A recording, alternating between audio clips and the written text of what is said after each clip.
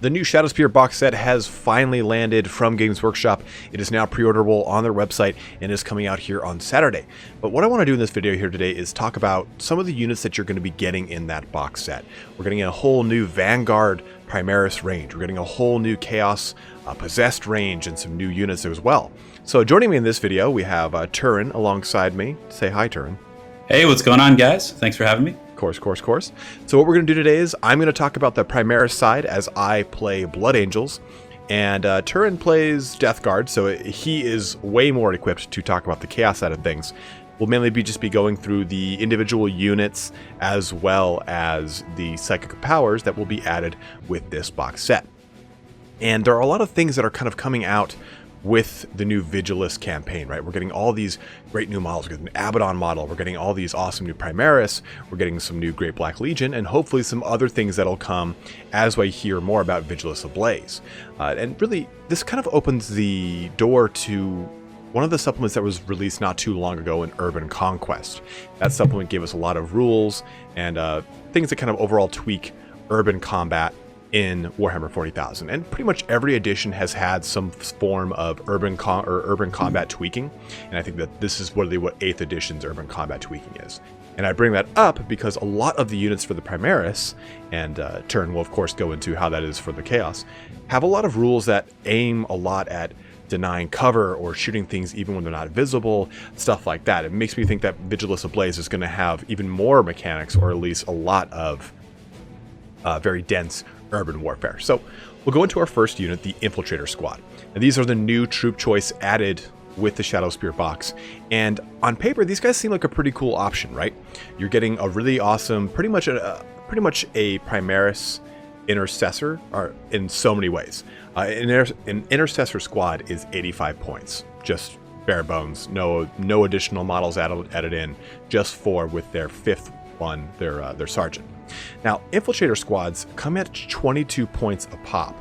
Now, this is very reminiscent of the way that Primaris are typically kind of fielded.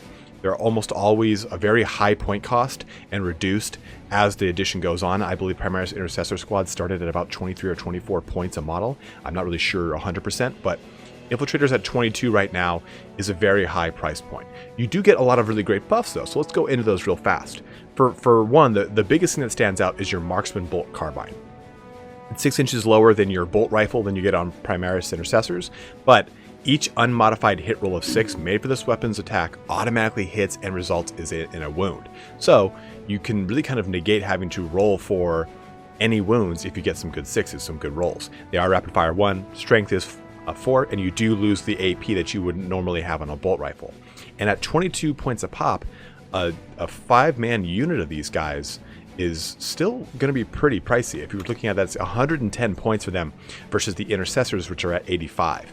So I think that on paper, these guys, they can't just be like, oh yeah, they're a one-to-one replacement for squad or scout squads or intercessors or tacticals. I think they're very situational, because you look at some of their other abilities, like concealed positions, they can set up that hard point 9 inches from the enemy deployment zone, just in the same way that a scout squad can. In addition, they get Omni Scramblers. Now this is, I think, the one thing that's going to make them very, very potent, is that Omni Scrambler, the rule is enemy units that are set up on the battlefield as reinforcements, so look at your deep strikes, your teleport homers, anything like that, cannot be set up within 12 inches of this unit. That's an additional 3 from the standard 9 inches that the deep striking rule is already kind of defaulted to. So this makes for a near impossible deep striking charge with these guys in range. So I think that's going to be the kind of big thing with these guys, is helping to negate a lot of that deep striking. In addition, we also have the option to add a Helix Adept, which is for all intents and purposes just simply an apothecary. And if you don't know what that is, they can add rolls, or they can roll a dice and add wounds back. Now, their last ability, and I think this is the only time we see this on an infantry unit and not on a tank, is they have access to smoke grenades. And this is, of course, the same kind of thing that as it does for tanks or dreadnoughts. The unit, our opponent must subtract 1 from hit rolls for attacks made with ranged weapons that target this unit. So overall, I think Infiltrators are not the scout replacements I wanted them to be. I find scout squads just absolutely appalling. They're so disgusting. Like, their models are hideous. And I wanted the Infiltrators to be just that replacement for them. I think that I could use you could proxy their models, but you do have to worry about their base sizes. They're obviously going to be on that 32 millimeter base, so you do have to be mindful of that. But I'm not really sure how these guys will fit into a competitive meta with their really high point cost. They're not huge return on their damage. I mean, you're getting effectively the same amount of damage as you would an intercessor with some auto wounds here and there. Again, I think their biggest things are stuff like the Omni Scramblers, which is really going to negate any deep striking armies. Moving on to our fast attack and suppressor squads here. These guys are the new ones with the accelerator cannons. They kind of are accelerator auto cannons. They kind of look like Gundams. People have been kind of trolling their look so far. But they have a gnarly 48-inch heavy 2, strength 7, -2 AP, damage 2 autocannon, which has got some cool abilities to it. It has a suppressing fire ability, which if this unit destroys any enemy models in your shooting phase with its accelerator autocannons, the destroyed models unit cannot fire Overwatch until the end of the turn. Super situational, not that crazy. It doesn't really tickle my pickle the way I'd say Inceptors do. I think Inceptors have a better place than these guys do. I'd argue that maybe the suppressors are going to be really good against, say, a Tau army, or any heavy shooty army that really relies on their Overwatch abilities from even Flamers. I mean, if I'm playing against Turn's Death Guard and having the ability to negate some of his Flamers, which he has got tons of, would be great. But again, very situational, not very great for a come all or a all-comers list, come all you faithful list. And they do have grav shoots, which does make them kind of fun. They do have a pretty gnarly range of a 12-inch move. And in addition to that, you can deep strike them and place them in reinforcements, and they can fly, so they can come in and out of combat quite easily. I think overall, though, Inceptors fit a better role as far as a fast attack Primaris unit that is a more all-comer friendly list. And their points aren't too awesome. They're 35 points a model, so they are pretty pricey for, again, a very situational unit. Moving into the... Now, I guess you could say the both of the HQ choices in the Librarian in Phobos armor, which comes out at 111 points, which is a little bit higher than his Primaris counterpart, which I believe is at 92 or 94 points. And the biggest boon of the Librarian in Phobos armor is that he gets access to the new discipline Obscuration. He also has Concealed Position, which means he can start 9 inches ahead, which is, again, cool. Maybe you can kind of use this in a situation wherein you would kind of set up a hard point in a concealed position 9 inches from the enemy deployment. I could see that being a really cool use case. But outside of that, this is a pretty standard Librarian. He does have a Camo Cloak, which adds 2 to saving throws for this model when it receives the benefit of cover instead of 1. Psychic Hood, all the typical kind of stuff. Now, moving into the Captain here, we'll talk about the Lieutenant last. The Captain in Phobos armor, again, a lot of the typical stuff that we see with any kind of Captain. Iron Halo, Rites of Battle, so you can reroll your 1s. Concealed Positions, though, and Camo Cloak, which are nice. We just talked about those. And you also get your Omni Scrambler, which you had on your Infiltrator squad, the 12-inch displacement for reinforcements. Now, he does have a pretty interesting weapon here, the Master-Crafted Instigator Bolt Carbine.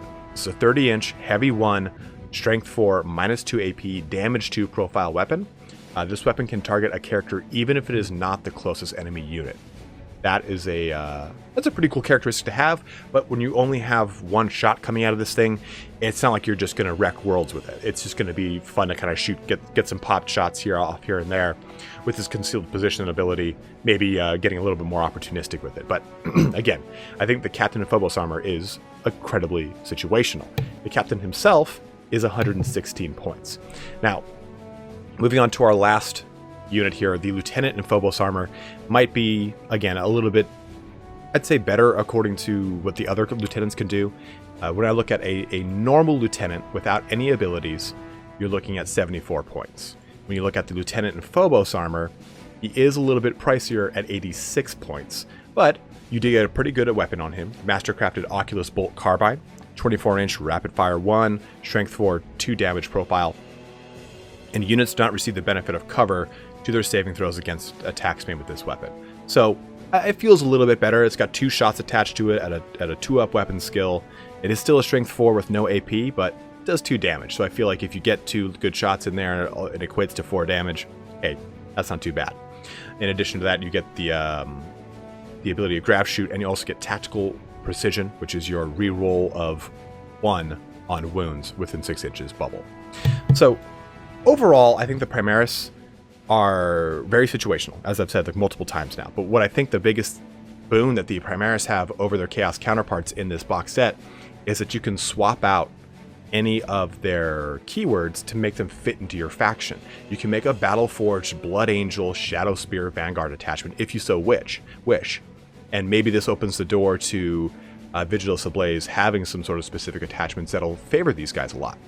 And this really kind of leads into what I want to talk about with their psychic powers. The Obscuration Discipline really is only focused on Adeptus Astartes Phobos units. So you can take this Phobos Librarian, but you're going to need other units in it to really get a lot of the benefits of it. He has a couple offensive abilities, but the majority of them are defensive, or at least aimed at buffing your own army.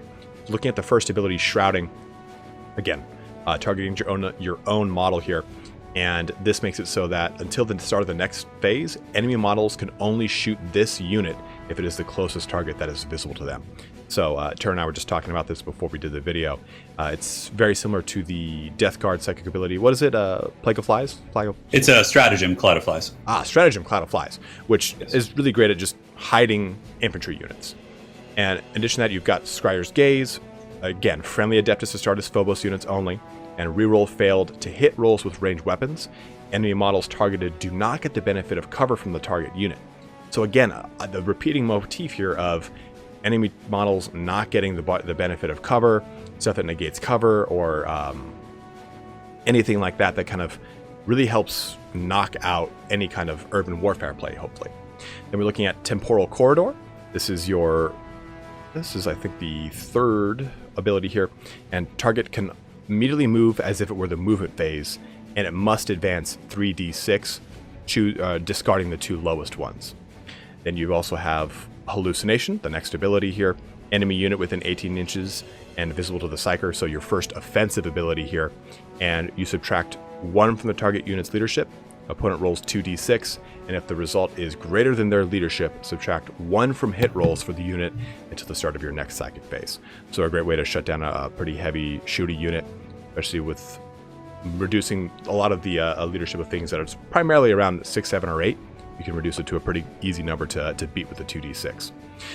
Tenebrous Curse, again, another offensive ability here. Unit suffers a mortal wound, and that unit's move characteristic, advance, and or charge rolls are halved. And this is really a great way to, if you look at an army like the Blood Angels, it's a great way to metaphorically clip the wings of a very chargy, very melee-oriented army. Or if you're looking at something like Khorne Berserkers, great way to just kind of get their charge rolls down, or even Tyranids, stuff like that, to really kind of keep your back line or your front line a little bit more padded from their incoming charges. And your last ability here is Mind Raid. So the unit that you target suffers a mortal wound, and if your army is battle forged and the targeted was a character, you can then roll 3d6 versus the model's leadership. If it is equal or greater, you gain a command point. So could be a great way to just kind of dish out some damage and get a good command point recycling. The warp charge on it is only 6, so it's not that hard to get off. Before I toss things over here to Turin, there is one unit I forgot to go into, and that is the Eliminator Squad. This is a new heavy support option, and these guys are pretty much Primaris scout snipers. They have access to their Bolt sniper rifle, and it can target characters, as we know almost all snipers to be. They have access to 3 different rounds, though. Executioner round, Mortis round, and Hyperfrag round. Very reminiscent of the old Sternguard veterans that could swap out for different types of ammunition. The Executioner round is really focused on doing a lot of damage to a single character. Strength 4, AP -2, damage is a D3, and if you make a wound roll of 6 up for this weapon, it inflicts 1 mortal wound. The typical kind of profile we see with any scout sniper, but with a D3 and an AP -2 attached to it. The Mortis round is this weapon can target units that are not visible to the fire and add 2 to hit rolls made for this weapon.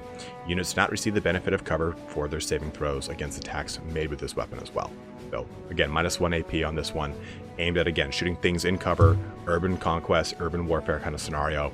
And our last round is the Hyperfrag round, which is, I guess you could argue it's aimed at clearing chaff. It is a heavy D3 and it's for its type, but strength 4, 0 AP, and 1 damage. With that, though, I will toss things on over here to Turin to talk a little bit about the chaos side of the Shadowspear box, because we're both getting it. We're both stoked on it. But oh yeah, it's time. it's time. Go into it, man. Dive deep on the Possessed. Yeah, absolutely. So this new, I guess, sub-faction is going to be the Demonkin. So currently they don't seem, as heavily supported as like a fully fledged, I would say, codex. But I think that they're going to be getting some stuff coming Vigilus, and I think some of the upcoming Chaos releases are really going to synergize quite well with a lot of the stuff we are seeing here in the box. So just some of the basics of the stuff that you do get on the Chaos side of things. You get a squad of Chaos Space Marines. Of course, their standard point cost is going to be 13. Nothing has changed in regard to their stats. So Chaos Space Marines, the exact same. However, things like Obliterators have had substantial changes to their stats, their unit size, just their power level, all kinds of crazy stuff. So you're going to be getting 10 Chaos Space Marines. You have a couple options there. I believe it comes with a plasma gun. You get an autocannon, which looks very cool. And one thing about these Chaos Space Marines is their sculpts are they're just badass. They look incredibly awesome, especially compared to the older generation of Chaos Space Marines. But still, they are CSM. They're not going to be terribly competitive in terms of Chaos play. Troops with Chaos oftentimes are just a bit of a tax. Cultists, I still think, are going to be one of the more efficient troop choices. Granted, they did get recently nerfed, and Cultists do now cost 5 points instead of 4 apiece.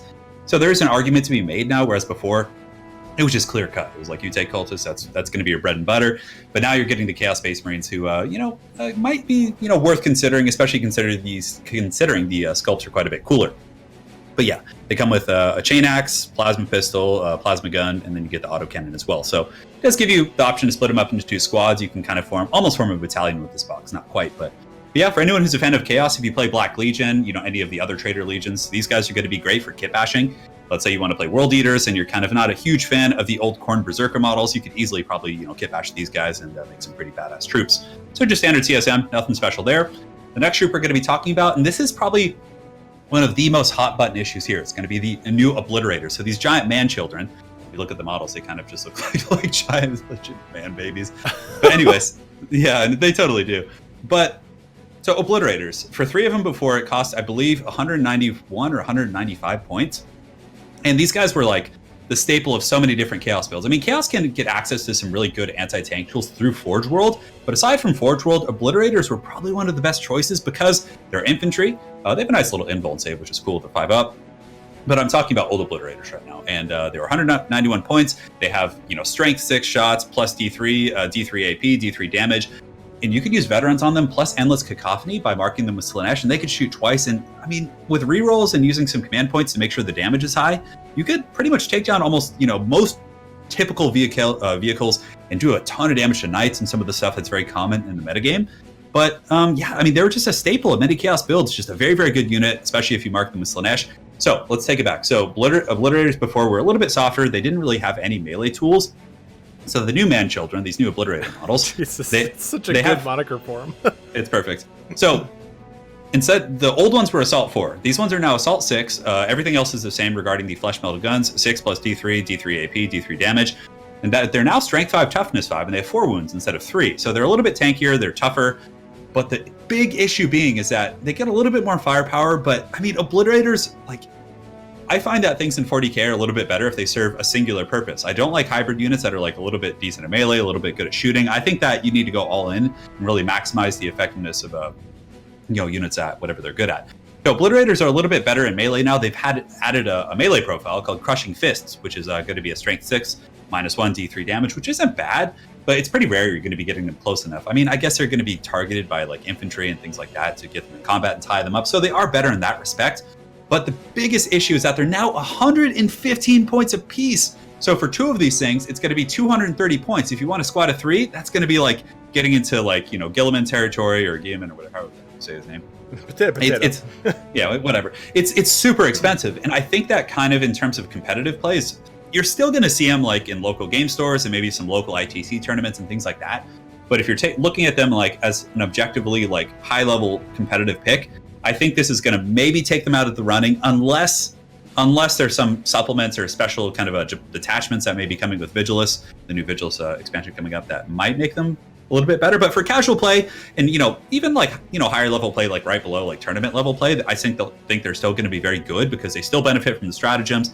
They're a little bit more forgiving with positioning now that they're tougher, but the point cost thing is really a bummer. 115 a model, I think, is a little bit brutal. Because you used to get, 3 of them for 190, and now like 3 of them, yeah. I mean, yes, they're Assault 6, they have a couple more shots, but it's just, it's a little bit risky, especially considering the random variance on their damage and some of their damage profile stuff. So I don't know. I look forward to seeing them. The new models I'm a little bit hit and miss about. I think most people are going to like them, but I just wish they were a little bit more armored up and they were wearing like 80 speedos. But it's okay. Wait, you like the Sylvester Stallone look? For anyone who's new to 40K and is like wondering if they could be like, these will be good for you at a local game store. They'll be good for you with your friends. They'll be good for you probably at a local level tournament. So don't like. I'm just talking about like the highest level of like competitive play, but right. I would still think they're a good addition, especially to like a Black Legion army where you want to be using Endless Cacophony. And if you want to use Obliterators, look that up in Veterans of the Long War. Anyway, so I ranted too long about that. So we're going to move on to the next unit. The next one is going to be the Master of Possession. He is the new HQ and probably, in my opinion, the coolest looking model in this entire set. And he's awesome. He's a traditional Chaos Sorcerer. He has, however, being a Demonkin character, he has a 5-up invuln save. So that is one thing he does have over the standard Chaos Sorcerer, who does not have that. As far as points go, the Master of Possession, I believe, is 98 points when you equip him with his Force Staff. And I mean, it's not a bad trade. And really, you're only really going to take him if you're going to have synergies with his new lore magic. So he has what is called I believe it's Malefic Discipline. Yes. Yeah, it's a Malefic Discipline. And the Malefic Psychic Discipline save. So as far as other abilities, let's go into that before we go into the spells. He has the Rights of Possession, so enemy Psykers suffer perils of the warp on any doubles, not just 1s and 2s and 6s, within 12 inches. It's more of a fluffy spell or ability. I don't think it's going to be terribly game-breaking, but right. It's cool. It's fun. I mean, it's just a neat ability. It's not going to be like game-breaking, but it's still useful to have. But let's talk about his discipline a little bit. So he's one of those things that it's hard to gauge how good it's going to be because most of the Demonkin characters in this set, before we move forward, they only benefit characters that are both have a Mark of Chaos, so any of the Chaos Gods, and are also Legion affiliated. Therefore, they're not really going to benefit things that are pure demon armies. So you can't have like a bunch of Plague Bearers getting buffed by this. You can't have Bloodletters getting buffed by his spells, or the other Greater Possessed in here. It is just going to be things that are both Mark of Chaos plus the Legion. So for example, think about things like Forge Fiends, Mauler Fiends, Greater Possessed or something new, the new Venomcrawlers, which we'll be taking a look at in a minute. It's only going to be buffing those guys. It's not going to be buffing your juicy Plague Bearer blob, and you'll see why. It would be a little bit overpowered, I think, in some respects, if like this guy could just sit and use some of these very good psychic spells. So the first one is Incursion. It's a little bit mediocre because demon summoning in general, in my opinion, is a little bit mediocre. I don't think it's terribly impactful. I mean, of course, there's circumstances and niche situations in which it's good, but I haven't had much success with it, or and all the ITC games and high-level games I've watched in different streams, it just doesn't seem terribly impactful. It's very fluffy, but basically the first spell, Incursion, manifests on a 7. You get to roll 4 dice for your demon summoning instead of 3, and you don't really suffer mortal wounds if you peril, so that's kind of neat. Sacrifice is cool. Pick an enemy model within 2 inches of the Psyker. That model suffers a mortal wound, and then any Legion or Demon Engine within 18 inches can heal D3, so that's kind of cool. If like you have a blob of like Black Legion typically plays with like a horde of cultists. You could have 40 cultists with Abaddon behind them. They're unbreakable.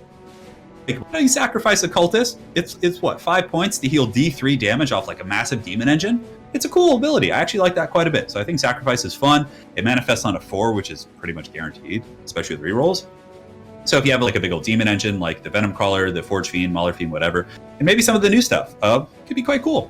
Muted Invigoration, this one is a little bit strange, but basically it's like Boon of Chaos. You pick a Chaos Spawn, Possessed, or a Cult of Destruction character, and within 18 inches, and it gives them like a random buff. It's not really worth like going into, but it's okay.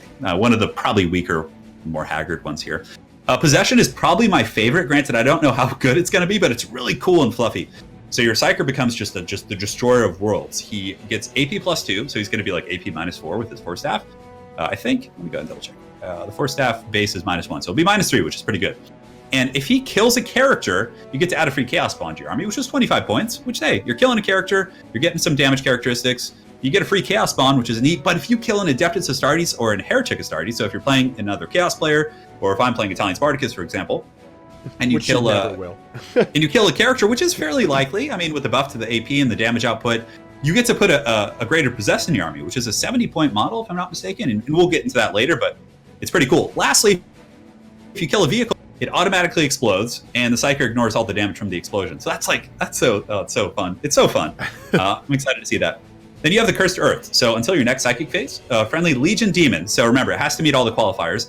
they get their invuln. This is probably the best ability. They get their invuln increased by 1. So basically, how you do, you have this guy running up behind 2 Mauler Fiends, increasing their invuln save to a 4-up, which is going to be pretty good. He can do the same thing with, Forge Fiends or the Scorpion monster things. What are those? Venomcrawlers. We'll get into that. But yeah, it's really good. He increases the invuln save of your Legion Demons. And last one is Infernal Power. Your Psyker, you can reroll hit rolls and wound rolls of Legion Demons nearby within 6 inches. So basically, if you want to play him competitively, you get Cursed Earth, you get Infernal Power, you increase the invuln save of 2 massive demon engines next to him, and then you do the same thing with Infernal Power, giving them rerolls to their wounds and hits just on ones. So ideally, you probably run him next to 2 Venomcrawlers or 3 of them in a bit of a Death Star. They're getting a massive invuln save, they're hitting and wounding or rerolling those, and then you use Demon Forge, the stratagem from Chaos, which allows them to reroll everything if you want to get especially spicy. Yeah, it's really, really good. So that's the discipline. It's decent. I don't know if it's going to be like game defining, but what I foresee myself doing with the Master of Possession, I want to run him in what is it called? I believe it's an what is the one for heavy support? I believe it's a Vanguard detachment. What is the one, Ryan? Vanguard detachment. So I would run him as the HQ, and then you have to have 3 heavy support. So you run 3 of the Venomcrawlers. Use him to buff them up with his abilities there, giving them invulns and rerolls, and I think you're going to have a cool little Death Star, which is definitely fun. Yeah. Next is Graded Possessed. These guys cost 70 points. They're elites. 5 strength, 5 toughness, 5 wounds, 5 attacks, 5, all over the place. Death of the False Emperor. So these guys are just kind of designed for killing multiple wound models. So you put them against Primaris Marines, and yeah, that's really kind of what they're designed to kill. But what's really neat about these guys is they have an ability called Locus of Power. So you add 1 strength to nearby Mark of Chaos and Legion Demon units. So again, like I said, Forge Fiends, Mauler Fiends, Venomcrawlers, within 6 inches of him. So what I think happens here is you get a couple Greater Possessed, you stack these bitches on top of each other, and if you have like 2 Greater Possessed next to 2 Venomcrawlers, their weapons, which are normally Strength 6 plus 2 from their weapon, will be Strength 8 plus 2. So you're going to have Strength 10 shots coming out, which is pretty cool. There's some really neat synergies within this codex, especially if you mix in some of the Mauler Fiends and Forge Fiends. And yeah, he has a Locus of Power, so he buffs other demons. If you have 2 Greater Possessed side by side, he's going to be buffing the other one next to him, putting them up to Strength 6. Which is, pertinent. You can wound on 2s against like guardsmen, and it's going to help you, get over the T5 of Terminators if you're facing off against like Blight Lords or actual real Terminators, not those Strength 4 wimpy, Space Marine Terminators. Whatever. So, yeah, it's so weird. They should be T5. But yeah, he's kind of like a mobile elite. As far as wounds, he has 5 wounds. He's pretty tanky. He's fast with 7 movement speed. And I really think there's going to be some cool strategies with him at some point. I think that when Vigils comes out, we're probably going to get like a new upgraded Possessed Marine squad, which this guy is just going to be so good with. So I think for now, it's hard to speculate on how good he'll be, but he's a fun character. I think he has some really cool niche abilities. Load him up in a Rhino with a bunch of Possessed Marines. They're coming out just with like a massive strength buff. There's some really neat stuff you can do with him. So he's I wouldn't say he's going to be like top tier competitive, but I think there's going to be some fun strategies you can do with him. So the last thing I think is probably one of the more interesting elements. It's the new Demon Engine, and just most of the times for most factions, troops are just attacks, right? You have just cultists or just cheap chaffy infantry, and you really get your value from vehicles, engines, Titans, all that kind of stuff. So Venomcrawler is a bit of a hybrid, which I don't like. However, he does have 2 Excruciator cannons, which are 36 range, 36 inch, D3 assault, strength 2, -2, D3 damage. So that's not bad. I mean, I hate unpredictable damage. If they had, I would rather instead of D3 just getting a flat D2, but regardless, it's going to be shooting at strength 8 because it's modified off its base strength, which is 6, so 6 plus 2, strength 8. You can wound on 4s against, some of the super heavies like the, the big knights and things like that. But if you have a Greater Possessed next to him, he's also going to be strength 9, so you can wound the big guys on 3s, which isn't bad. He also has pretty decent melee combat attributes. It's going to be strength 8, -3, a flat 3 damage on those. So I think that could be where he really shines. Just advancing, he has an assault weapon, so he can move up and shoot, which is nice. He has really good melee weapons. He also has the Soul Flare tendrils against melee troops. He does, of course, have a degrading profile, but Venomcrawler is pretty cool. I think that running 2 or 3 of these to fill out a Vanguard detachment with a Master of Possession plus 1 Greater Possessed with them is going to be a really cool, relatively expensive detachment, but also very efficient. It's going to be good at killing Primaris, very good at killing light vehicles if you get close.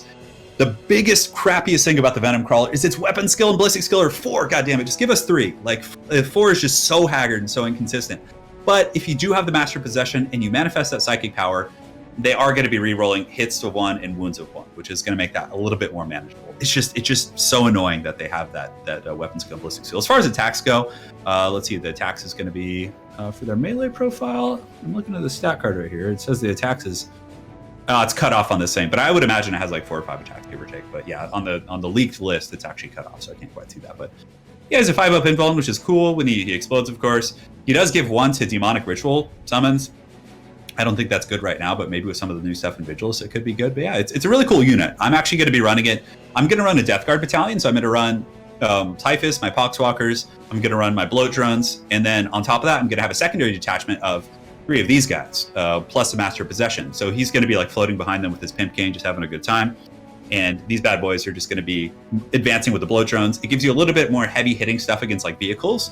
And it's going to be a huge distraction card effects while your main, Poxwalker blob advances and things like that. So it's going to be great. I think the Venomcrawlers are cool. I wouldn't say competitive, but I think that with the Master of Possession, they can become decent little vehicles. They have 10 wounds, relatively durable, 3-up save. Invuln's always nice against like heavy AP like Meltas and Plasma, things like that.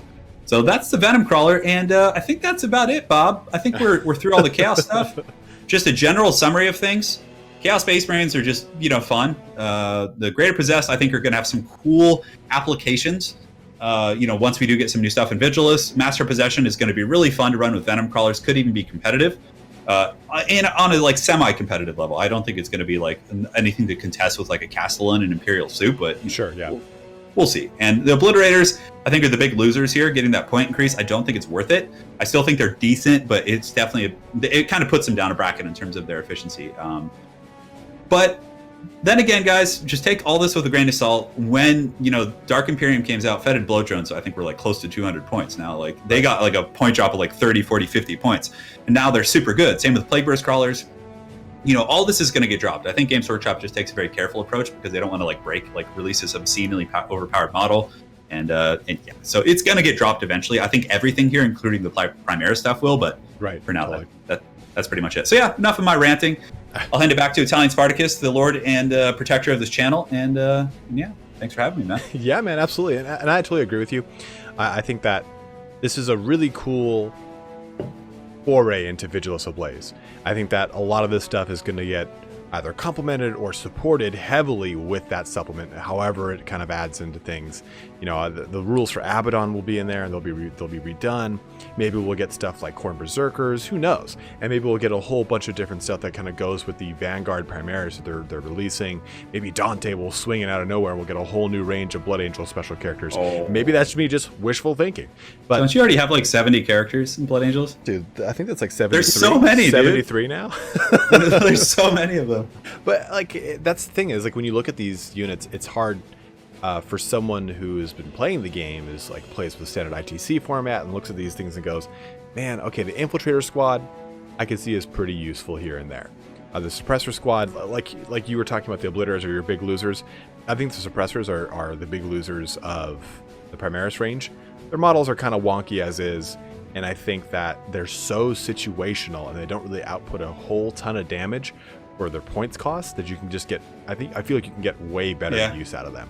I think the difference is with that though is that Obliterators are an existing thing that it was like a staple of Chaos play. True. Whereas the Primaris unit you just mentioned is like it's a new thing, so it's not going to screw up anything. True. The Obliterator thing I think is just going to make Chaos weaker in general, which is a bit unfortunate, Yeah, and we were talking about this earlier too. It's you have access to so many different ways to soup together Imperium lists that it's kind of it's crappy to see another hamstring for Chaos, right? Like, okay, you've now taken Obliterators, which are a really great heavy weapons platform, and now made them an even bigger hurdle because now they're, how many points increase? Like however many? 115 a piece, whereas it was for 1, and then it used to be 190. But something else that should be articulated on, like Italian was saying, like, I think that Chaos is going to be getting a ton of goodies with new Abaddon. Plus, like, if you look at like some of the spoilers they've released, you can literally see like Chaos Space Marines with like demon wings flying around. So there's going to be like new cool like stuff coming out that could be really powerful. Yeah, maybe new Night Lords. Maybe everything will get a revamp. We don't know. So yeah. And also, one thing to mention, I forgot to mention this, is that the Demonkin can be used with any of the Traitor Legions, with the exception of Death Guard and 1,000 Suns. So it would be very powerful if you use Greater Possess next to like burst crawlers, giving them additional strength on their spitters and things like that. So I see why they didn't do it. But for anyone who plays Death Guard or Thousand Suns, just keep in mind you'll need to run them in an allied detachment. And I will be able to field all of these with just replacing the Blood Angel keyword. So I'm perfect so for dumb. Stupid. So stupid. Well, guys, thanks so much for joining us here today. I guess in summary, I mean, the question that this video poses is it worth it to pre-order? For a returning person or a brand new person of the game, in my opinion, I think it's always worth it. I think these boxes, Games Workshop has taken a huge jump in making these boxes a lot, I guess, more worth it. They have a lot more value attached to them. You get a lot more models for the point cost, or for the price point. Turn and I are going to be splitting this box set, so it's like I'm paying half of this, and I'm going to get all the models that I need. I'll have a lot of great options to add into my army and pepper things, and you get access to any kind of exclusive stuff that they throw in there. Usually they'll throw in exclusive models, exclusive sculpts, stuff like that. So, so good and tasty. Yeah, I think it's a good investment for a new player, especially. And in my opinion, assessment of both sides, I think that if you're playing with your pal, I think the Chaos side is going to be quite a bit stronger. Just in a straight up like duelist situation, just the Venomcrawler and some of the other greater possessors are just so good at killing Primaris characters. But I mean, that's aside the point. I think it's a good investment. The box is going to be solid. And if you want to get in, you're brand new, you haven't played 40K, you pick up this box, right? And personally, I'm more of a fan of Death Guard. And if you want to play Death Guard, just get Dark Imperium. It's a pretty good starting place. Just mix in some blow drones from there. But if you want to play traditional Chaos, you don't want to be stinky, you don't want to be like God aligned, I think this is good. What you do is you get this box, you get 2 tax squads. Now you split your Space Marines into 2 squads of 5, pick up 40 cultists. Just get 40 cultists, 40 of those bad boys, put them in a squad, get the new Abaddon when he comes out. That will fill out your battalion with Abaddon and the Master of Possession. Then you pretty much have most of your army. You get 2 more of the Venomcrawlers from eBay. They'll be like $20 because they're coming in a box set. And you're going to have a pretty good little army. Abaddon will give the cultists Fearless. You have 2 tax squads of Space Marines to just hold objectives while the cultists rush up the middle, using Veterans of the Long War and Endless Cacophony to make them super powerful. From there, you have the Venomcrawlers running with the Master of Possession, buffing them. And all you really have to get is Abaddon, the cultists, and 2 more Doomcrawlers or Venomcrawlers. And you're going to have a good little starting army that can really compete, I think. So it's a good investment, in my opinion. Yeah, I think that's one thing I've definitely discovered listening to you talk about this, is that all the Primaris stuff doesn't synergize as well as I think the Chaos stuff does. No, the Chaos is definitely better, I think, as a standalone army. The Primaris stuff is supplemental. Yeah, very much so. If you want to play the objective game and just have some deep strike on objectives and area denial, they're good. But the Chaos army is more synergistic, I think, and I think that it's gonna you could just throw it on the table with those additions I made, and that army could compete with my Death Guard army, the one I just mentioned. It would be like a cockfight, with the new Abaddon most likely. So I think that, like you said, the Chaos side definitely has the upper hand in that respect. Totally agree. Well, all right, guys. Hopefully this kind of answered some of your questions about what's in this box, what it comes with. What's in the box? What's in the box? What's in the box? You have to edit that in now. Oh, I'm going to check your video, and if you don't, I'm going to just see Brad Pitt crying over what's in the Shadowspear box. Yeah. It's going to be good. Well, guys, thanks so much for watching here today. Look forward to more tabletop coverage as I do more Warhammer 40,000 and Warhammer Fantasy lore. If you haven't, head on over to Turin's channel. He primarily covers total. Oh man, a good burp out of him. Primarily covers Total War Warhammer, but you were going to start putting some bat reps and some unit analysis on your channel, aren't you? Yeah, I'll be showing my Death Guard army, and eventually probably we'll get into some 40K analysis and things like that. So stay tuned, boys. Bear it all. Bear it all. Mm-hmm. All right, guys. Thanks for watching here today. Have a good one and take care.